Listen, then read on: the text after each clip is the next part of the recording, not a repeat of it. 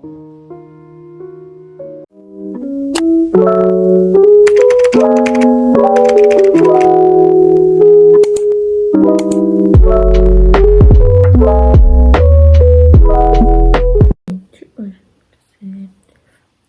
4 cantoras que eu gosto. Então, vamos lá pro de hoje. Então, eu já falei top 3 cantoras que eu gosto. Agora eu vou falar top 4 cantoras que eu gosto. Então, vamos lá. Esquece o like, gente, hoje. Esquece de se inscrever no canal. Estamos 760 inscritos. Mas precisamos do ano que vem, então vamos lá. Esqueçam que vamos para hoje que estão aqui.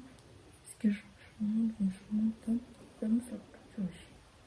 Então, a primeira cantora que eu gosto é a Ariana Grande. Eu amo ela, eu adoro ela, então é isso. E a segunda cantora que eu gosto é da Sabrina Carpenter. Não sei como se fala assim. Que eu gosto das músicas dela e dela também.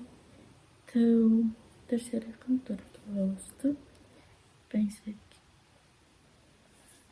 Da Taylor Swift. Eu adoro a Taylor, né? Que ela é muito lindamente.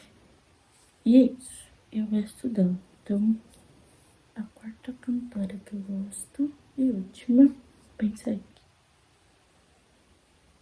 Gosto da Billie Eilish, né? Que eu gosto dela, mais ou menos.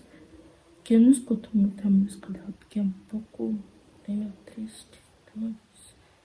Então, gente, esse meu vídeo. Um beijo, tchau. E até amanhã, tá? Deixa eu ver se meu vídeo já vai. Tá, tem 4 cantoras que eu gosto. Eu falei umas cantoras que eu gosto aqui nesse vídeo, né? Então, até amanhã.